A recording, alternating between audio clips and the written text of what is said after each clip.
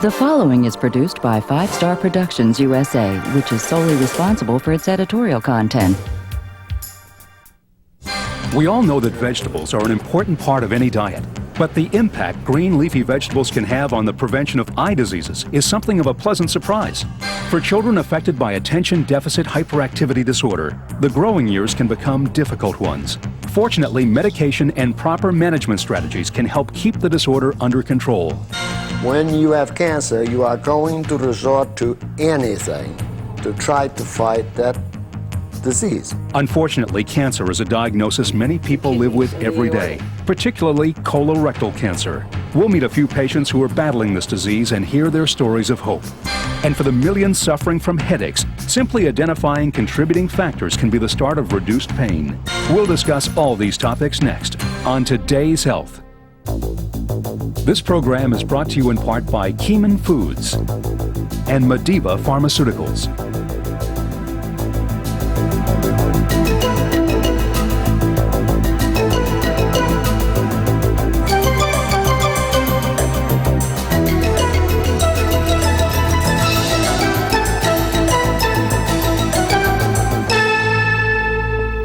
In an age of beepers, faxes, and cellular phones, it can often be difficult to just get away from it all and relax. The way we live has more impact on our health than any other single factor. I'm Faith Daniels, and this is Today's Health. Stress, diet, exercise, and other lifestyle choices can be controlled, or they can control us. The key to maintaining good health may lie in how well we manage it all.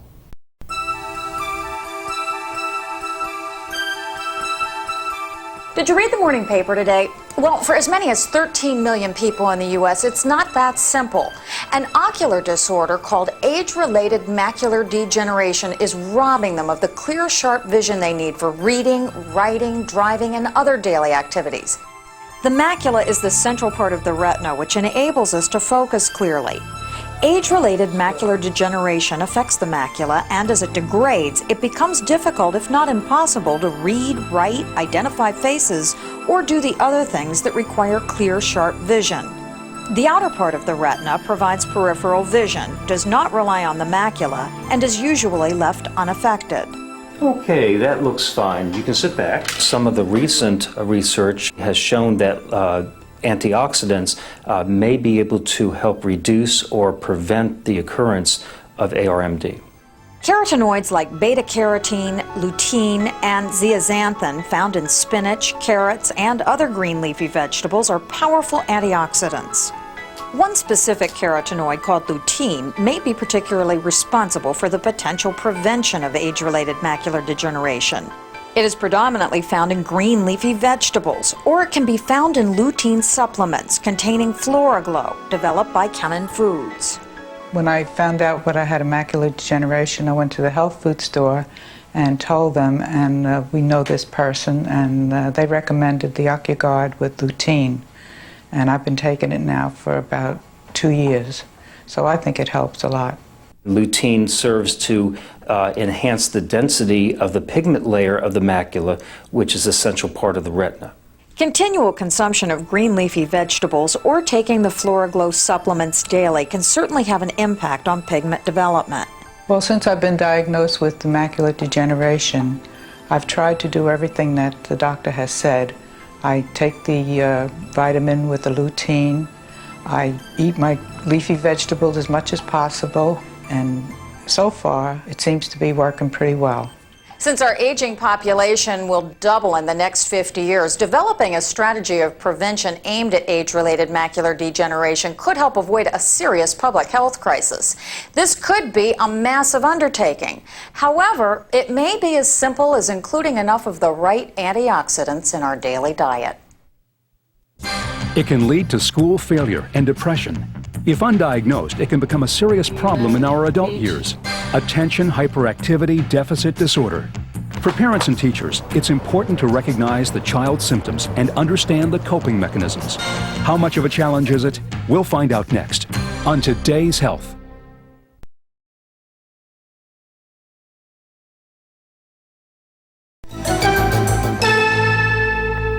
How often do you visit your doctor? There are many conditions like cancer, diabetes, even heart disease that can be treated more successfully if they're detected early. A regular thorough examination by your doctor can help discover a problem before it becomes a tragedy.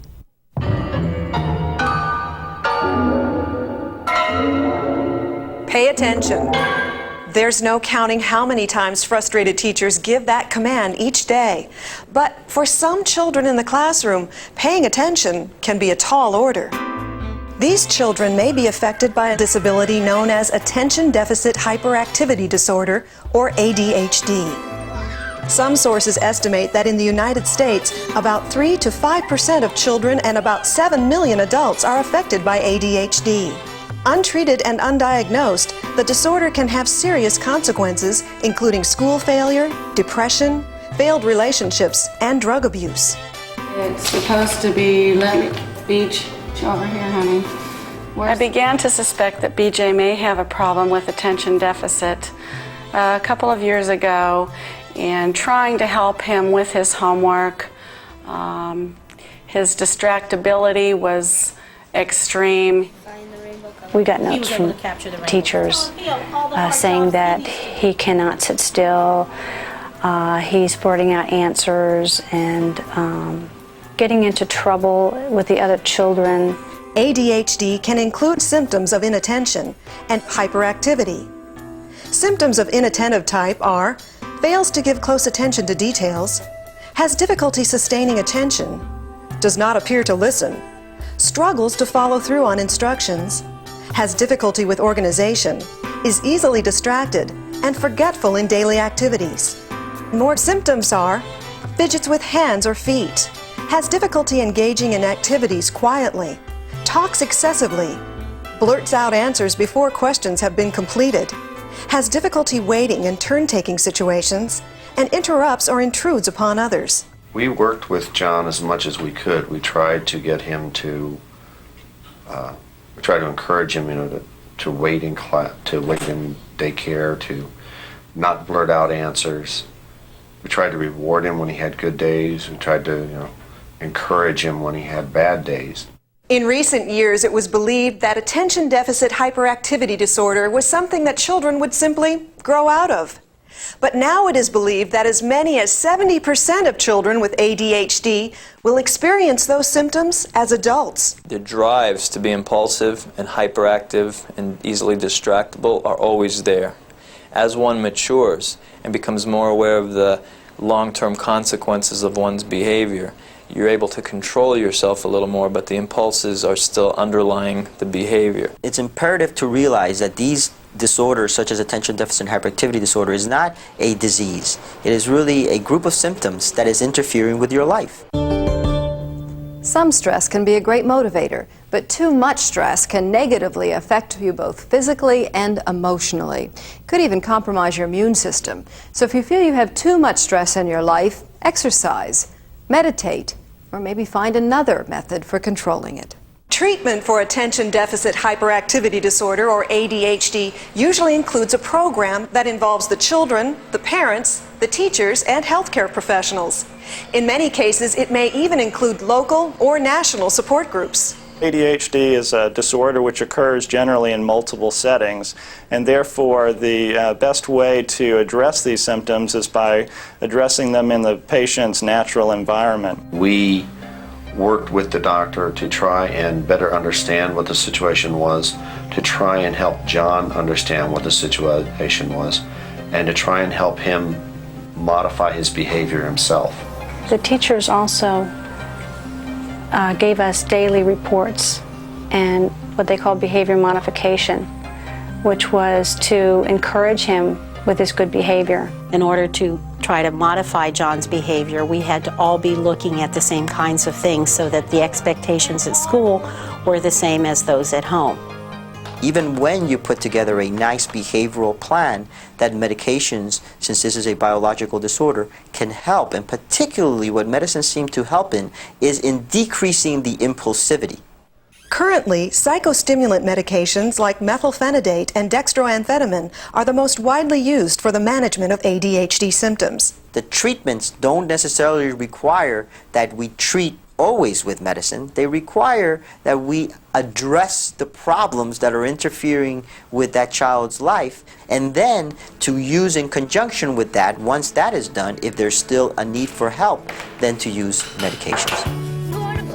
The real key to BJ's success has been due to the constant communication between his parents, his teachers, and the doctor. For a long time, John always had such a worried look, such a concerned look. But now I see him happy, I see him running, I see him full of spirit. He's able to interact much more with the other children his age. He's able to work more with them and with other adults, and that, you know, that makes me happier because I see where he's growing and where he's learning and where he's doing things that he can enjoy and that he can keep the rest of his life.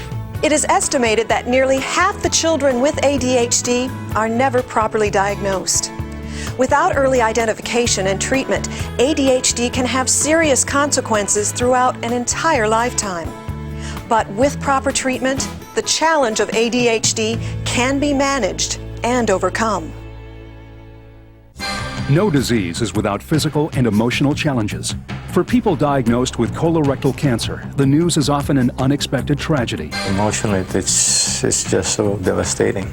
Coming up, we'll learn about the symptoms, preventative measures, and experimental drugs being used, and hear from two people currently battling it.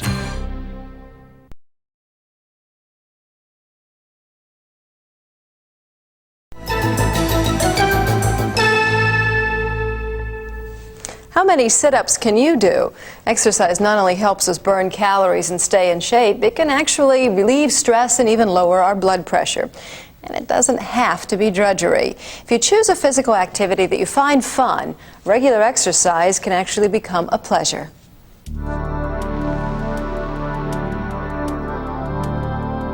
Cancer. It's a diagnosis doctors around the world make nearly 8 million times a year, and about 10% of those diagnoses belong to a type of cancer called colorectal. In the United States, it is predicted that in 1999, 129,000 people will be diagnosed with colorectal cancer, and 56,600 will die of it, which makes it the second leading cause of cancer death.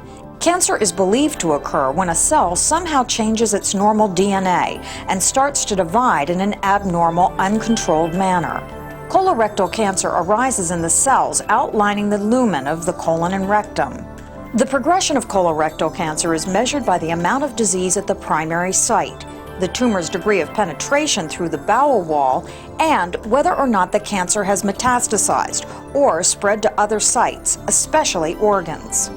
As is the case for most cancers, if it is discovered early, the prognosis for colorectal cancer is much better. In fact, if the tumor discovered is very small, the cure rate is virtually 100%.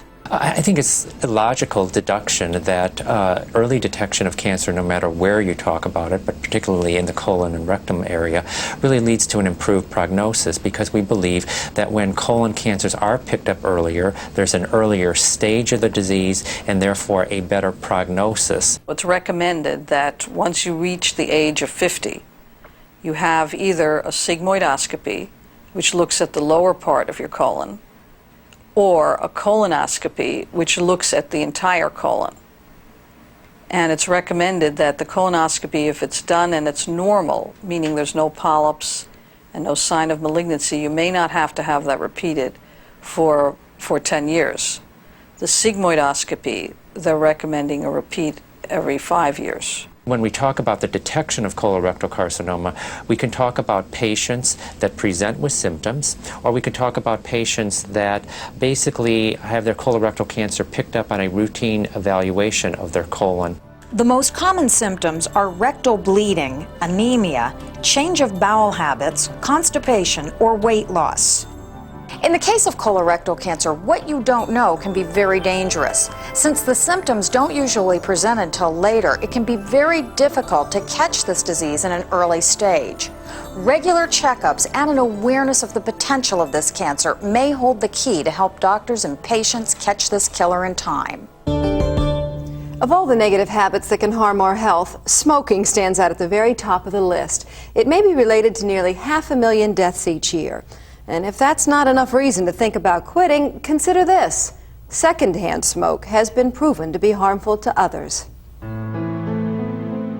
I had a pain in just under my rib cage, and I went to the doctor, and I had some tests performed from ultrasound to a CAT scan, and it was discovered that I had a tumor in the colon that had metastasized to the liver. I just came back from a trip from Japan, a business trip, and I was having difficulty. During the trip on my last night, I had experienced vomiting, wasn't feeling well. So when I came back to New York, I went directly to my doctor and just talked to him about what my problem was. And that's when they discovered that there was a blockage in my intestines, my colon. And from that time on, the radiologist already indicated that I have a problem. Although he didn't specifically say exactly what it was, I immediately knew what the problem was going to be. Colorectal cancer is particularly ominous as compared to other cancers because diagnosis is often late and treatment of advanced disease isn't always effective. Once you develop a colorectal cancer, the first treatment is surgery. You must remove the tumor with the hope then that the tumor will not spread to other parts of your body. In cases where the cancer is detected early, after the surgery, there's follow-up with treatments of adjuvant chemotherapy. This therapy is used to try to kill any remaining single cancer cells or microtumor deposits that may have spread from the primary tumor before or at the time of surgery. Sometimes the cancer spreads or metastasizes to lymph nodes, the liver, the lungs, or other organs. In these cases, many times surgery alone is no longer an option for treatment, and the cancer would be treated with chemotherapy or immunotherapy. Chemotherapy for patients with metastatic disease really play two important roles. Number one, improving the survival of patients, and in addition to that, improving the quality of life, hopefully by alleviating the symptoms associated with the cancer itself. The impact of cancer starts from the worst point, and that is when you're told. That's a shock that it's very difficult to recover from. There's a limit to the amount of information we can give you in just 30 minutes, but the internet is virtually unlimited. So visit our website at vstar.com and find out more.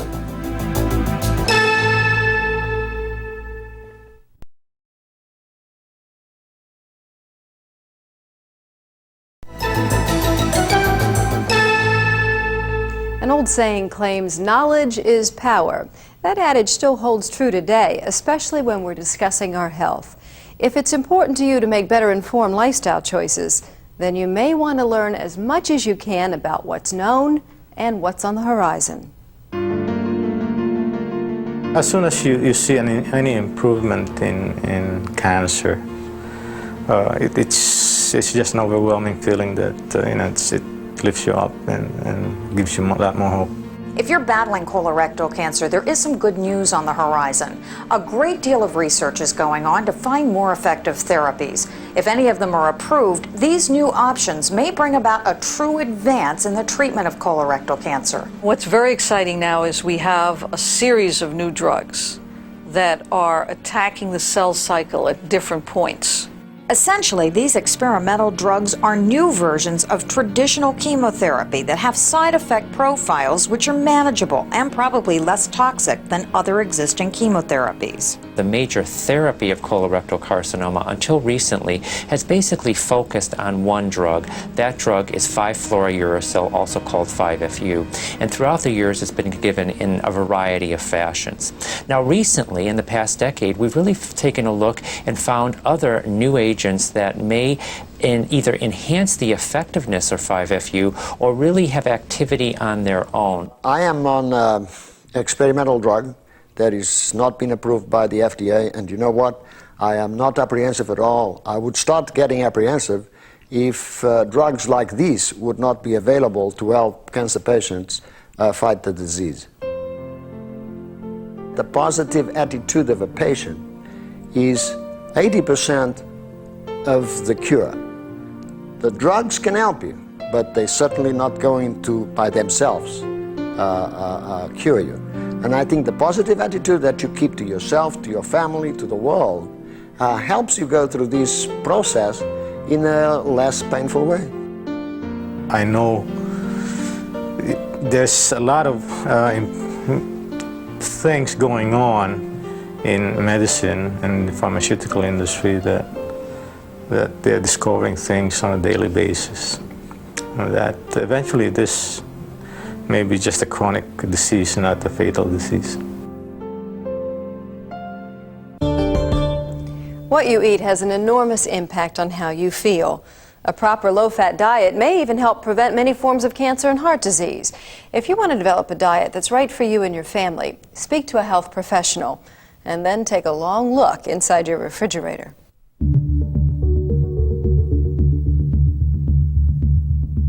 You may not instantly associate headaches with a national health problem, but consider this. Over 45 million people in this country regularly experience headaches. There are actually several different types of headaches. The two most common are migraines and tension headaches. Migraines are characterized by an intense pain on one side of the head. They can cause sensitivity to light, nausea, and can completely immobilize a person. Tension headaches surround the skull with a throbbing pressure. They are normally short-lived, but can last days, even weeks. Any pain here or here? Headaches per se are very common. Most people at some time or another have had the typical headache, which is a tension type headache. Migraines are not as typical, and they are more severe. My headaches affected my life in that I would many times avoid going places such as a trip with my husband, and also if I was at some kind of event and I got a headache, I'd have to come home. I would sometimes have headaches for 3 and 4 days at a time, and I would have to stay in the bedroom because the normal living of life, the smells and sounds bothered me. There are many strategies available to help cope with headaches. Over-the-counter treatments including aspirin, ibuprofen, and acetaminophen can help manage the pain.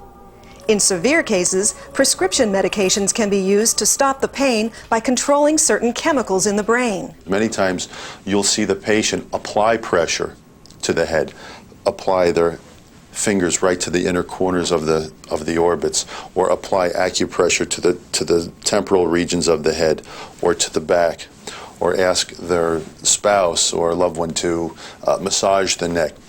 That's often helpful. Foods, sleep, work patterns, and even your environment can be contributing to your headaches. I eliminated certain trigger foods such as tomatoes, nuts, chocolate. And then I tried to exercise more.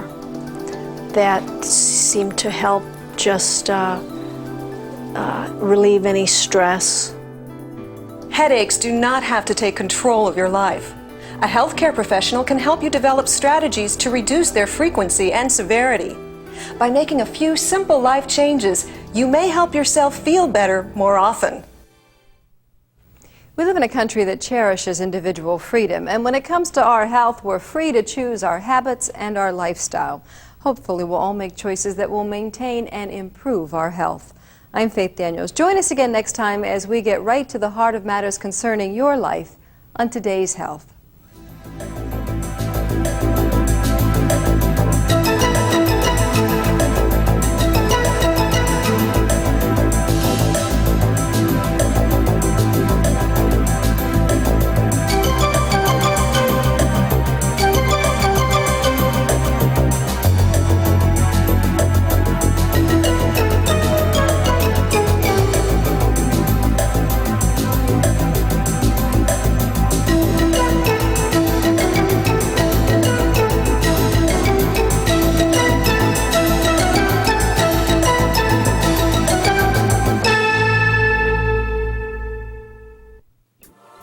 This has been a presentation of 5 Star Productions USA, which is solely responsible for its editorial content.